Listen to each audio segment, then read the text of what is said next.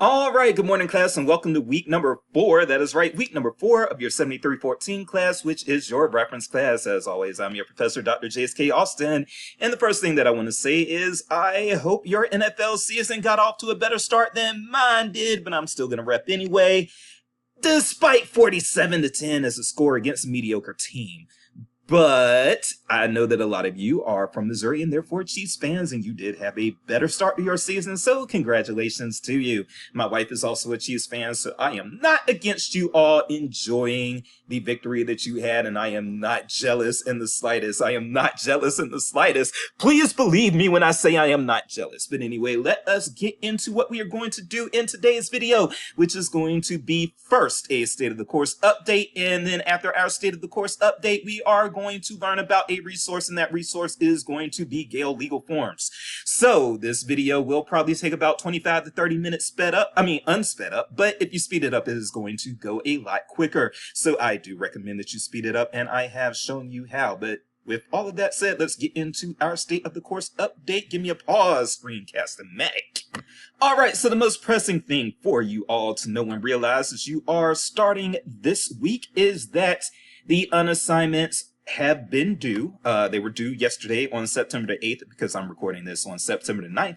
So they were due and they should all be posted. First of all, I did send out a little note yesterday. Yeah, I don't know why, but a lot of you were omitting the the of note section, the of note field on your entry, and I don't know what was causing that, but I did send out a note, and I see that it looks like a lot of you who turned in the assignment after I sent that note did in fact have your of note included in your database unassignment submission. So I am happy about that, and what I want you all to do now is, now that all the database unassignments have been completed, what I would like for you all to do is go back into that discussion board when you have time. It will remain there for the entirety of the semester, so you don't have to do it right away. In fact, you can wait till like Thanksgiving break if that's the first available moment that you will have to actually look at those.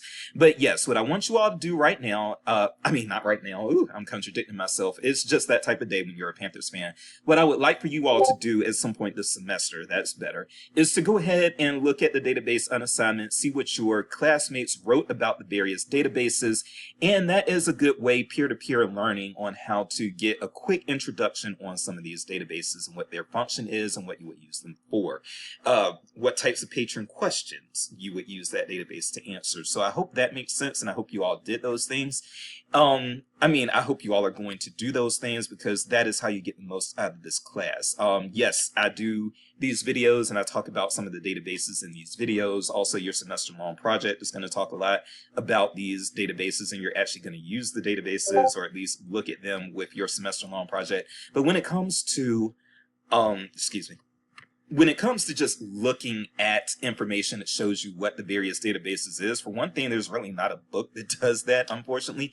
So because the databases change so often, and so that's why it would be pointless to try to create a book that sort of guides you through that, because the book would need to be updated like 4 times a year. So having said that, what you would need to do is this type of learning is just to get you that quick intro, and then from there, just keep tabs on how databases change. You'll do that throughout your career if you are working reference. A lot of times in departmental meetings and things like that, you will get updates on, okay, Merchant is changing its interface, which it is. You'll get information on that, and then a lot of times you'll have like a departmental meeting where you will train on the new design for Merchant and that sort of thing.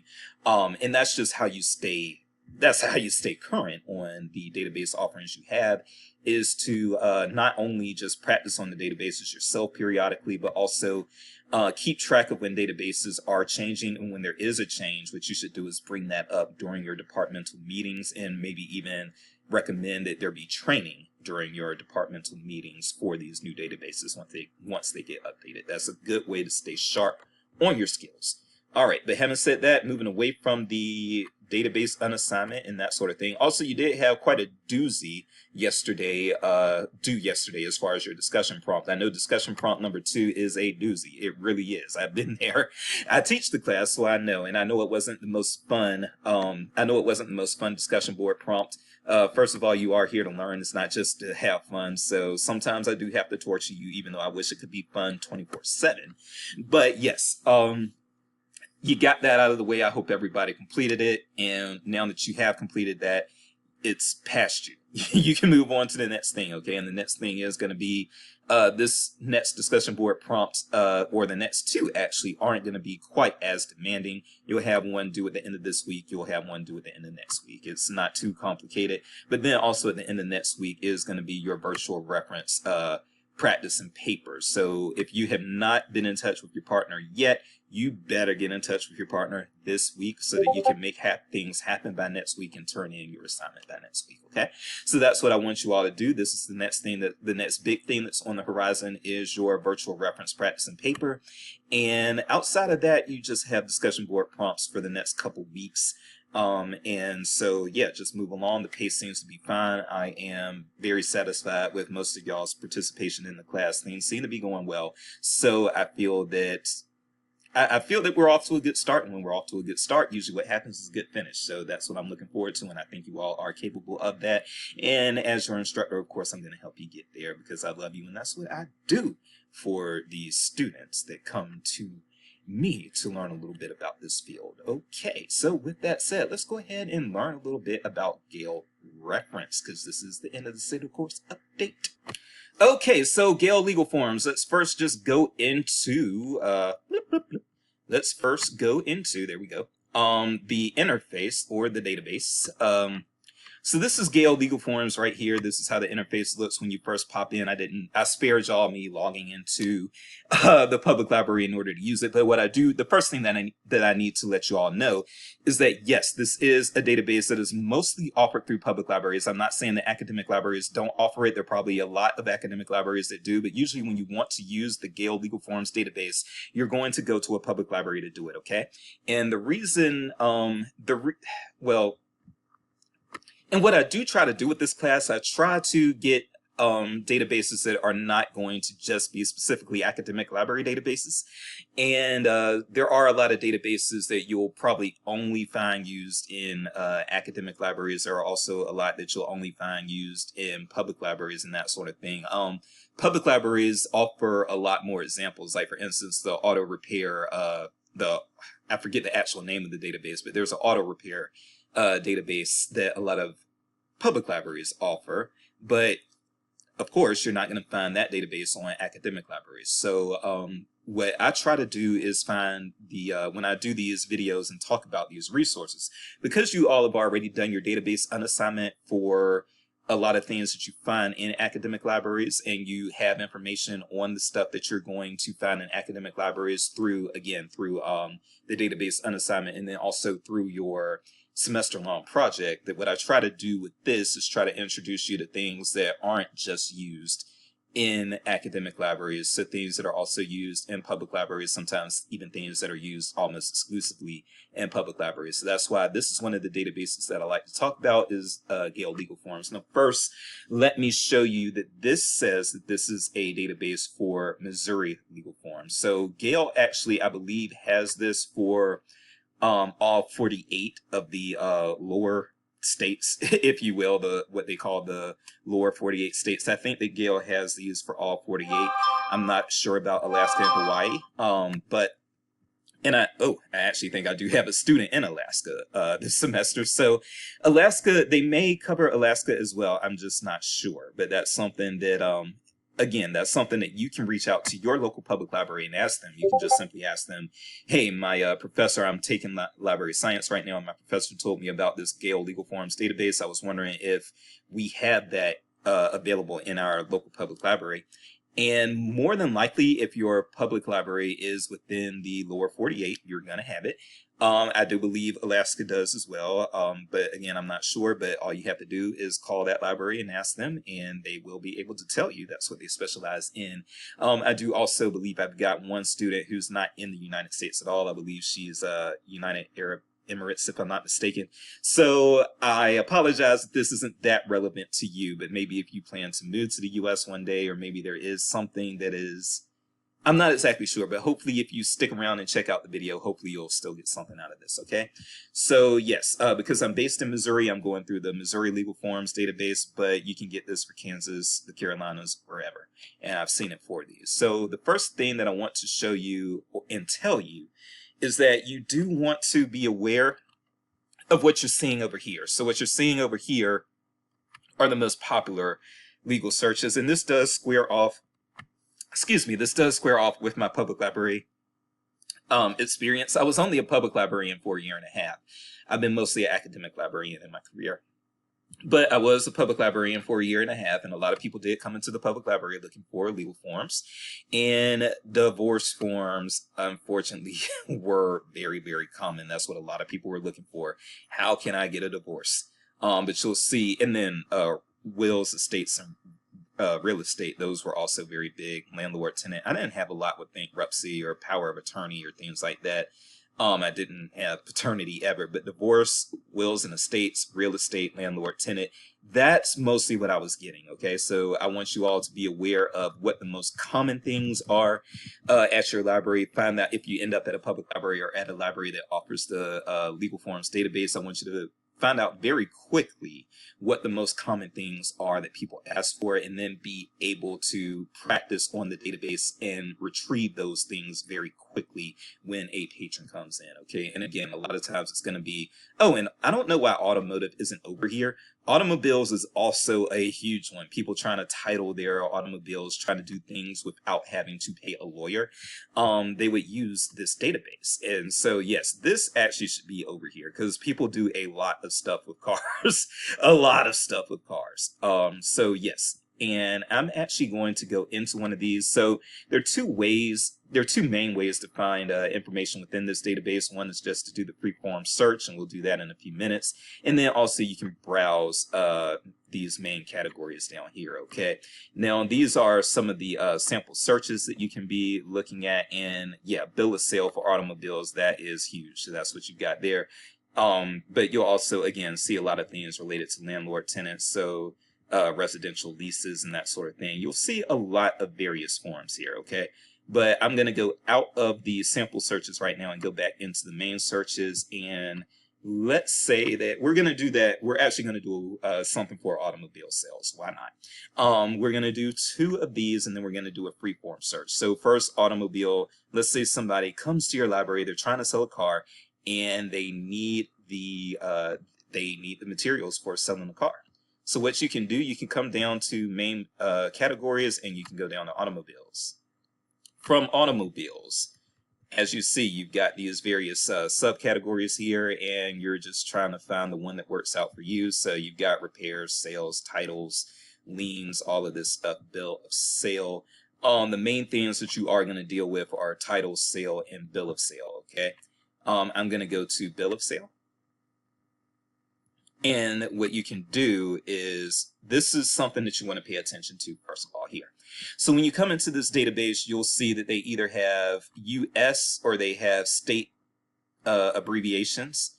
And so if you see something that's US, then that's something that it really isn't state specific, right? It's the type of contract that no matter where you go, is pretty much going to be a contract that's drafted the same, or an agreement or a document that's going to be drafted the same. But then there are going to be things that are state specific. There are going to be things that the contents of the legal documents are going to be different depending on what state laws you're having to navigate around, okay? I am not a lawyer, by the way, so I am not an expert in these things, but again, I know the librarian, the things that a librarian needs to know in order to pull this off.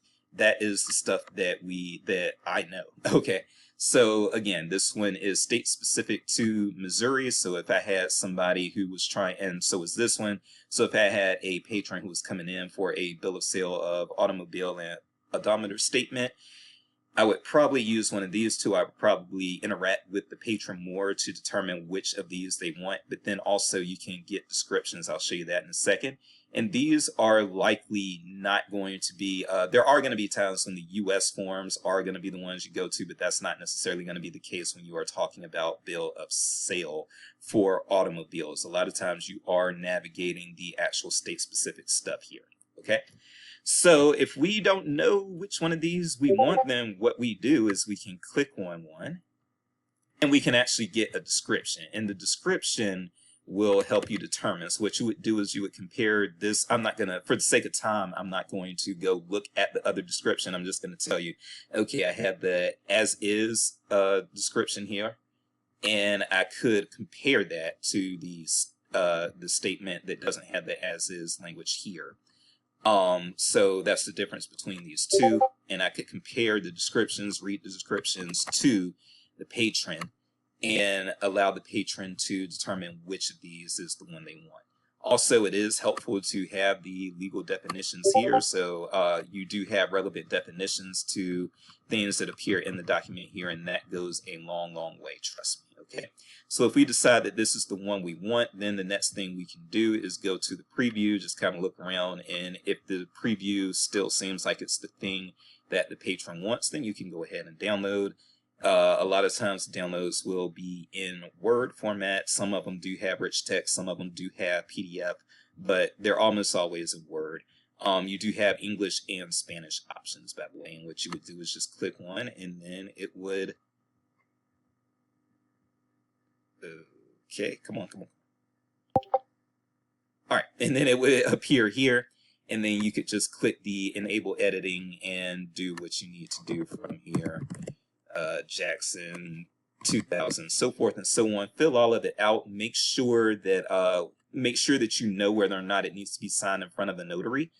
So yes, that's another thing to be aware of as you're filling one of these out. If you see notary language, then you can still fill out the rest of it, but make sure that you sign it in front of a notary. And a lot of public libraries actually do have notaries as well, and then a lot of college campuses do have notaries that the students can use. They might charge a little fee for somebody who's not a student, a worker, to use them, but still, you can find your notaries a lot of times in the library or on campus. Okay, so you've got that. You fill out this information, and once you sign it and use it and once you fill it out, sign it in front of a notary and do all the things, then you've technically got a legally binding document here. Okay, so that's how that works. I'm going to go ahead and click save here, and what we're going to do is we're going to go back.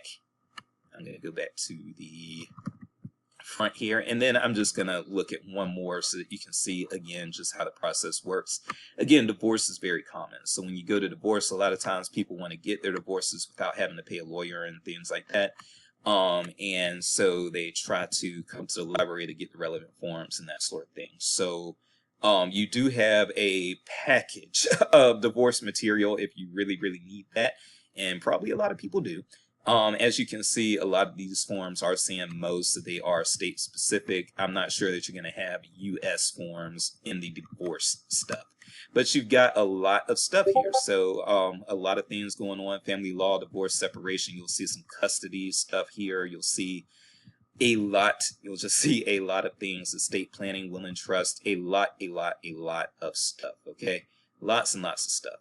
Living trust with children and with no children. So this is the type of thing that you need to pay attention to, because there are specifics that come into these forms, and depending on the plight of the patron you're serving, that depends on which form you're going to use. Okay, but let's say that we did have somebody who needed the living trust form and they don't have children, so they could get this one, and then again it works the same way.